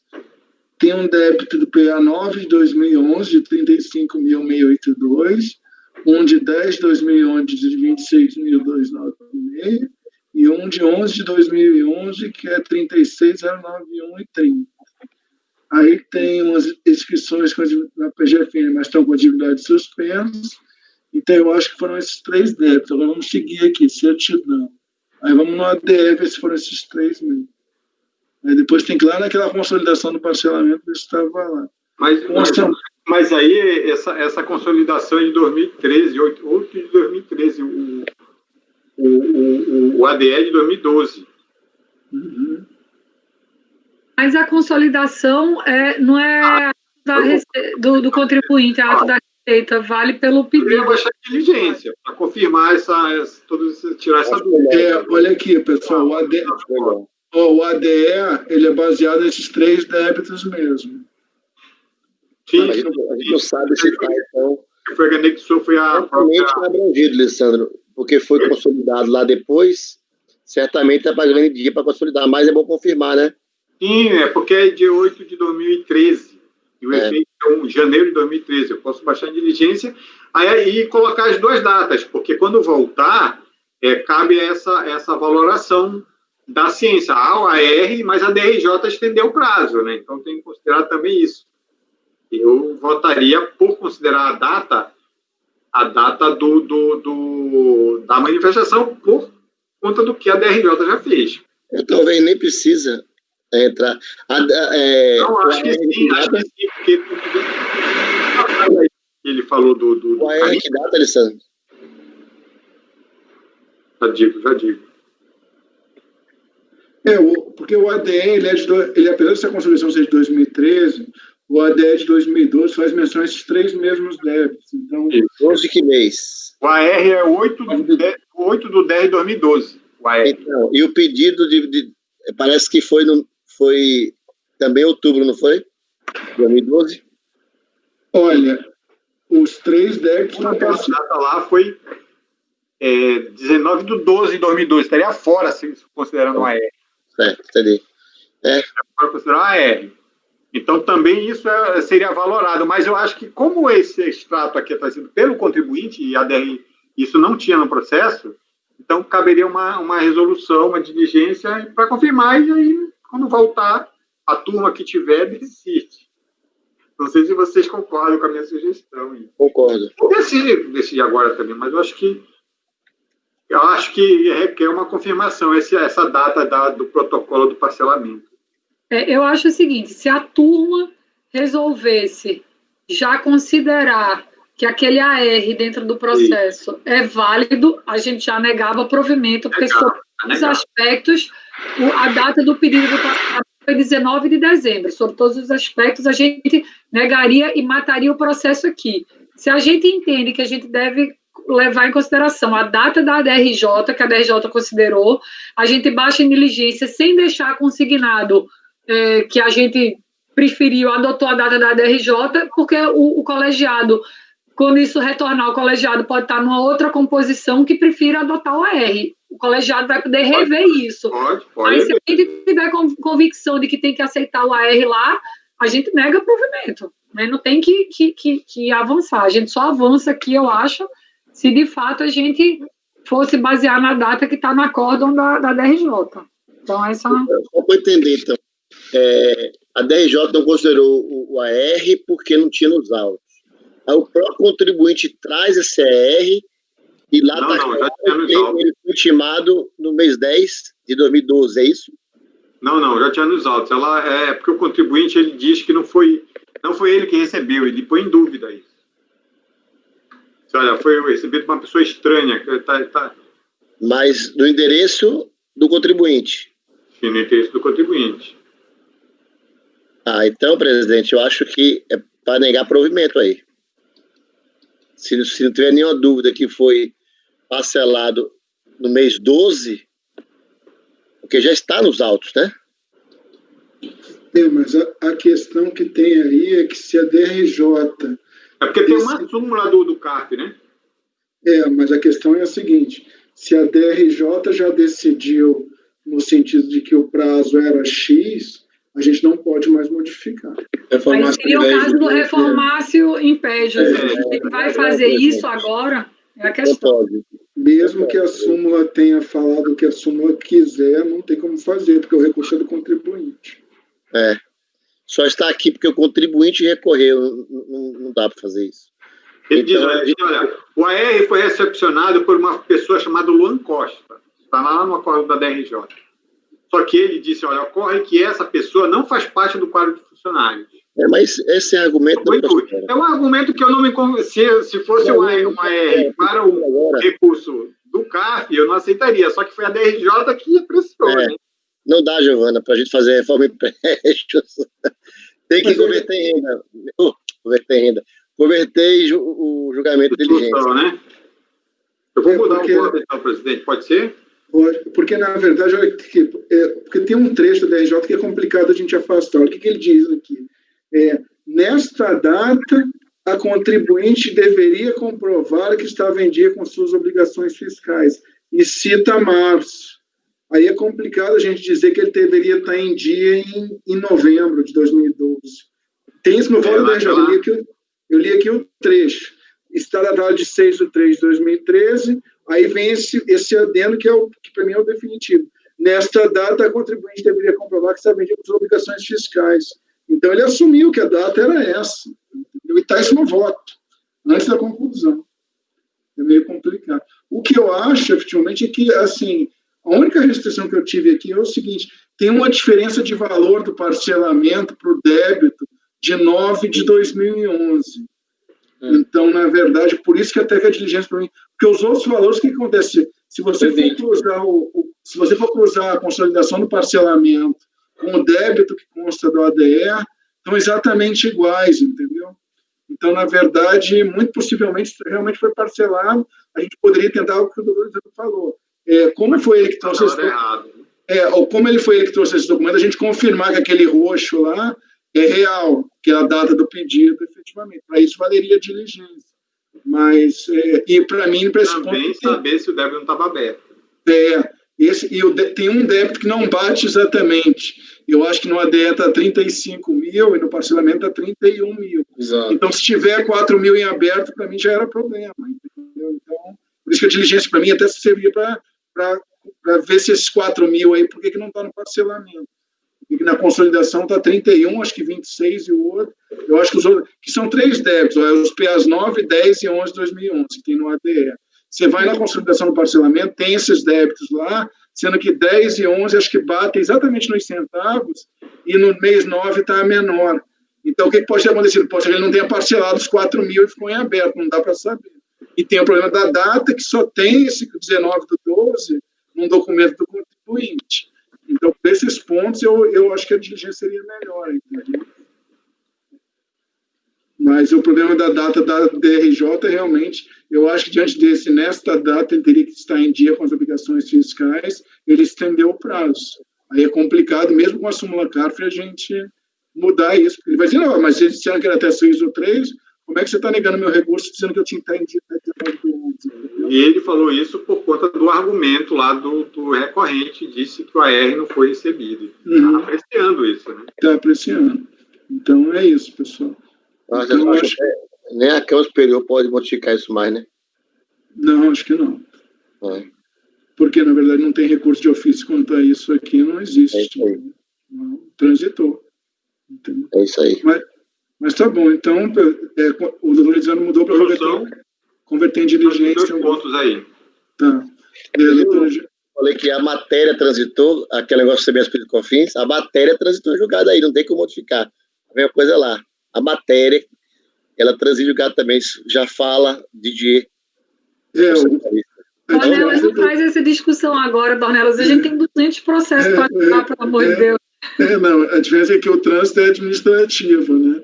Lá é judicial, sujeito ao Supremo, então eu tenho essa restrição por isso.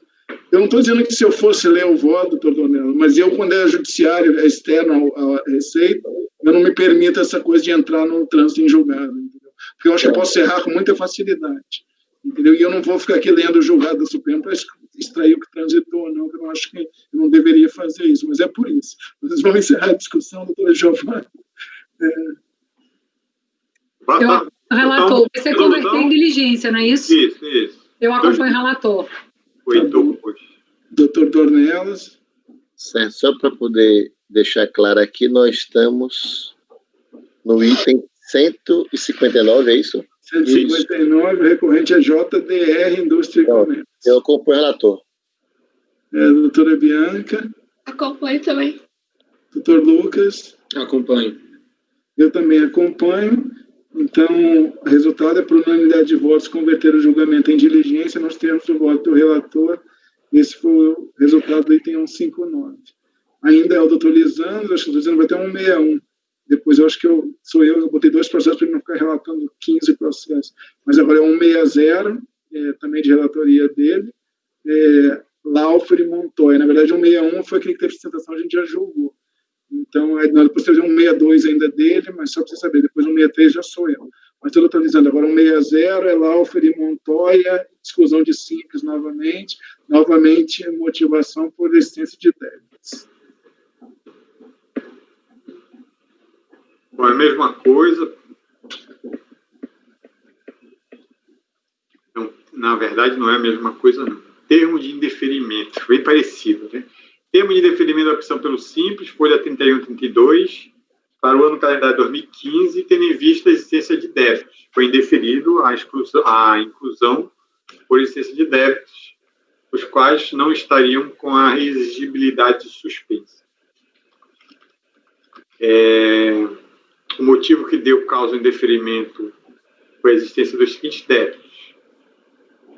Primeiro, multa por atraso ou falta de DCTF, no período de apuração 11 de 2013, de R$500, e uma COFINS, do período de 11 de 2013, no valor de R$14,40.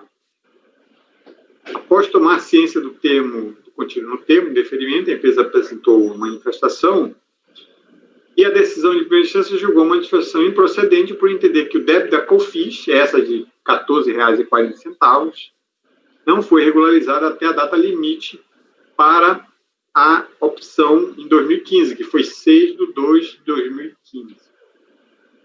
Cientificada a decisão de primeira instância, através da intimação de junho de 2016, interessada em interpôs recurso voluntário em que alega o seguinte: ela diz que a nulidade do acordo por falta de intimação da parte sobre a data do julgamento, em obediência ao princípio da publicidade, para simples acompanhamento e entrega de memoriais e apresentação de sustentação oral. Lá na NRJ não tem essa regulamentação, né? Tem aqui no CARF.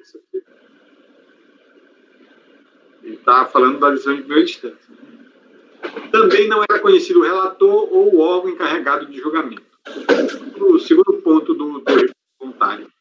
Nulidade do acordo por incompetência da turma julgadora, da DRJ Brasília, por ofensa ao princípio da competência territorial absoluta. A empresa tem sede em Curitiba. Ele põe esses 2 pontos, tá, pessoal? Então, é uma questão, ele não tenta rebater nem o valor, que o valor foi diminuto, né? O valor da COFINS, mas ele não rebate. Então, preliminar, em sua defesa, o recorrente levanta essas 2 preliminares: nulidade do acordo por falta de intimação e competência territorial. E eu ponho aí a norma, o artigo 25 do decreto 7235, né, que regulamenta a deliberação interna e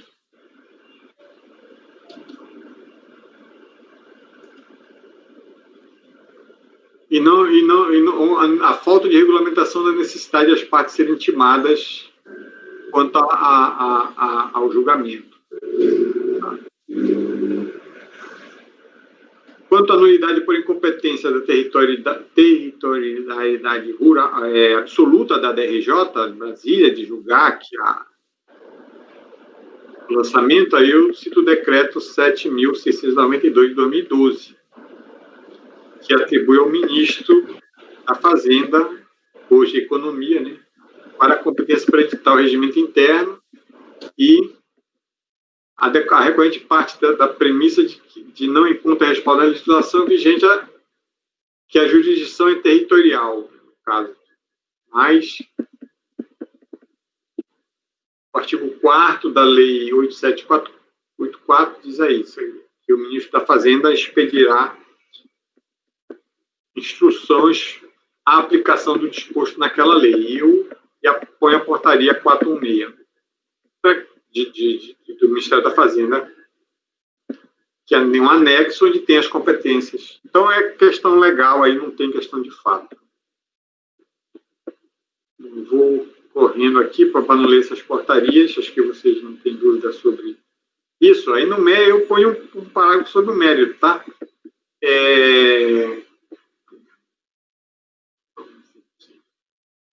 Está comprovado que o contribuinte recolheu o débito relativo à multa por atraso na entrega da FCTF, fazendo recolhimento em 27 de 1 de 2015, antes da data limite, porém não recolheu o COFINS. Apesar dele não ter falado isso, eu achei interessante colocar, né?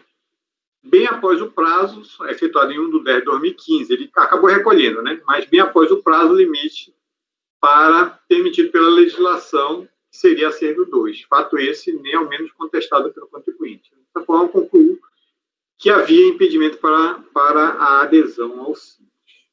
É como eu vou. Tranquilo.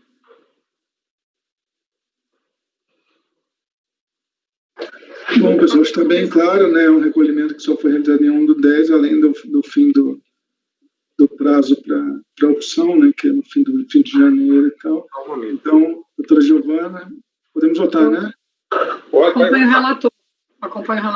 Doutor Dornelas. Está no mute, Dornelas.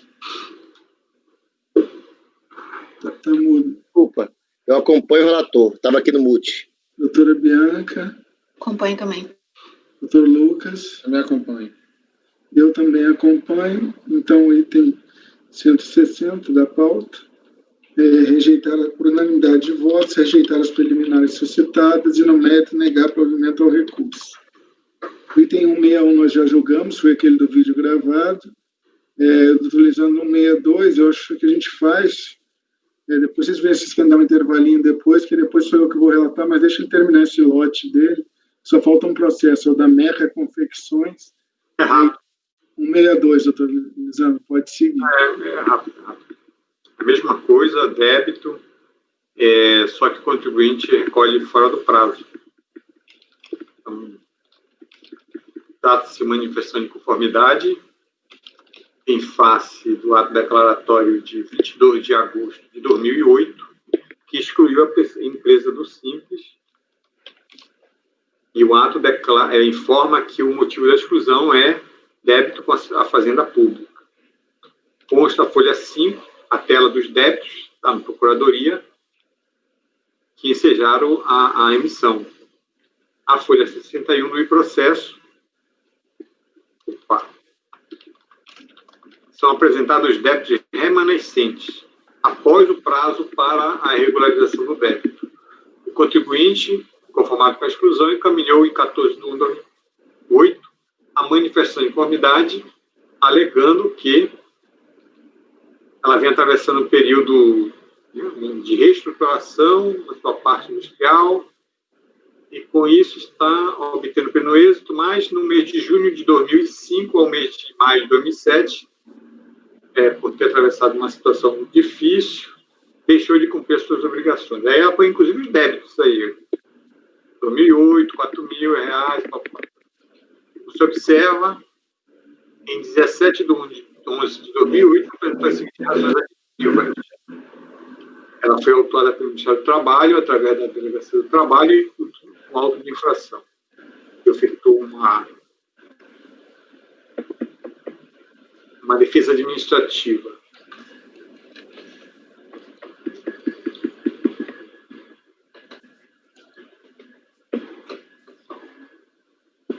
Bom, eu vou pular aqui essa parte.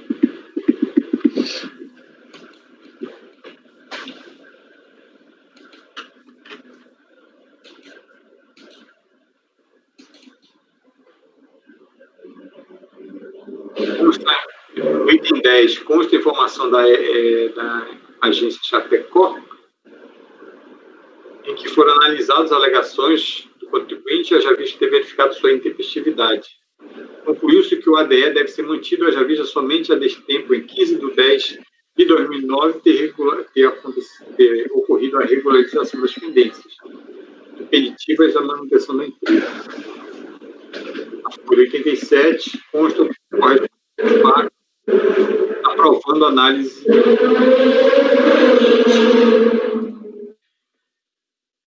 Verifica-se a folha 88 do processo por contribuinte de deficiência da informação e do despacho em 6/10/2011 e em 4/11, 6/10/2011. Em 4/11, como se constata, o contribuinte apresentou a manifestação de inconformidade, pleiteando a anulação de praticamente todos os atos, especialmente a decisão que concluiu pela exclusão. O motivo da alegada nulidade, como se verifica, o contribuinte alega não conhecer, não integrando o quadro social, nem a folha de pagamento de funcionário da empresa. Definitivamente não logrou a requerente descobrir quem é a senhora Silvana Brum. É o mesmo caso daquela outra lá, que ele pega o AR e diz, olha, eu não conheço essa pessoa aí. Só que o AR foi entregue no endereço, entendeu? Então, é a mesma discussão. Como prova de que a senhora Silvana... E aí ele traz a relação de funcionário, mesma coisa que fez o outro também. Olha, meus funcionários não existe essa pessoa. Como prova a senhora Silviana... Só que esse aqui não houve aquela extensão de prazo, não, viu? Como prova que a senhora Silvânia Brum é estranha à empresa, foram apresentadas cópias de termos de abertura de relação de empregados, Como referido ao AR teve como consequência o contribuinte considerado ciente do AR, do ADE, o órgão administrativo responsável pela análise da contestação considerou intempestiva, o que teria provocado a nulidade da decisão que manteve os efeitos do ADE, despacho, território e vinculação, Informa que o conhecimento de tanto se deu em virtude de fato de que, ao tentar expedir as vias do Simples junto ao site, constatou-se informação acerca da exclusão. Por tal razão é que protocolou junto à Receita os documentos datados de 17 de novembro de 2008, informando que teria tido conhecimento apenas na semana que antecedeu a filha da data que tramitava o processo de exclusão. Prossegue agora quanto ao mérito. Da leitura da decisão que entendeu pela exclusão, denota-se que, para assim cumprir a Receita, entendeu que a requerente estaria em débito com a Previdência e com a Procuradoria do Trabalho. No que diz respeito ao INSS, embora tenha ficado a requerente por determinado período com o débito em aberto, conforme pode ser constatado no próprio sistema da Receita, não há atualmente qualquer pendência, haja visto regular pedido de parcelamento. Ao fim, requer recebimento, regular processamento, deferimento da produção de prova, papai, você vê lá na manifestação. Apreciada a manifestação, a DRJ julgou improcedente, mantendo a ADE que excluiu o sujeito passivo do Simples Nacional, conforme a emenda. Então, mantém-se o ato declaratório que documentou a exclusão, se não elidido o fato que lhe deu causa. Constatando que não houve perda de instância, já que todas as alegações apresentadas pelo contribuinte foram analisadas de ofício pelo órgão administrativo competente para apreciar, não obstante tenham sido consideradas intempestivas, negando-se provimento a preliminar de nulidade. Designado, com a decisão de instância, o sujeito interpôs recurso por meio do qual reafirma a nulidade da intimação do ADE, que o excluiu do Simples. Bom, o recurso voluntário é tempestivo, então não voto. Pois bem, no que concerne a preliminar de nulidade de intimação do ADE, alega a recorrente o seguinte verbo. Aí eu repito lá as alegações delas, que eu não vou repetir aqui, que eu já falei naquela. Fala da pessoa que recebeu.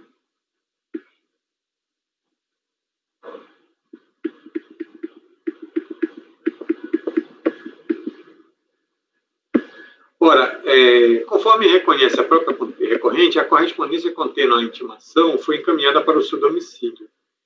Em assim sendo, é válida a intimação do referido ADE, pois, em consonância ao disposto no artigo 23.2, a correspondência foi encaminhada por via postal ao domicílio tributário eleito, conforme comprova aviso de recebimento em folha 62. Ademais, ao contrário do alegado, havendo a comprovação da entrega da correspondência no domicílio do sujeito passivo, a presunção do recebimento da intimação é absoluta e não relativa, não cabendo produção de prova em contrário. Aí, nesse sentido, coloca um resto. Em relação ao mérito, alega a recorrente que, uma vez declarada a nulidade da intimação, não há mais razão para sua exclusão, pois os débitos que motivaram a expedição da DE encontram-se extintos. Ora, uma vez que foi ratificada aqui a validade da intimação, como à época da intimação da DE os débitos ali encontrados estavam em aberto, sem exigibilidade suspensa, e como seja passivo, embora o Estado, por meio do próprio ADE, não quitou os débitos no prazo de 30 dias, então é de se concluir que sua exclusão foi realizada corretamente. Então, tendo em vista o exposto, voto por rejeitar a liminar de nulidade da intimação e, no mérito, eu voto por negar provimento ao recurso. Como voto? Alguma dúvida, pessoal? Não? Doutora Giovana, como vota? Eu acompanho o relator. Doutor Dornelas? Acompanho o relator. Doutora Bianca? Acompanho o relator. Doutor Lucas? Acompanho o relator. Eu também acompanho o relator. Então, o resultado final ficou por unanimidade de votos, afastar a preliminar suscitado, de nulidade suscitada, e no mérito negar provimento ao recurso voluntário. Pessoal, agora vamos fazer um intervalinho que eu volto depois relatando. Só uma coisa, depois que vai ter um ciclo de uns 12 processos do doutor Lisandro. Eu não sei se era bom fazer um intervalo, acho que a gente pode trocar algum mais da frente, que é o mesmo tema. Mas eu estou dizendo não ficar cansativo, não tem problema? Não tem problema não. Tá bom. Pode deixar do jeito que está aí. Se eu cansar, eu aviso. Tá bom. Eu vou fazer então o 63 e o 64, e depois tem uma série de 12 processos dele, e depois eu acho que aí já é mais variada a relatoria. Mas então, pessoal, são muitos, então, e tem a de manhã que ficou, né? Tem os de manhã que ficou. Subiu de manhã, então quanto mais eu fizer, para mim melhor. Tá bom. Então, pessoal, 10 minutos aí de intervalo. Patrícia, pode interromper a gravação, por favor. Ok, presidente.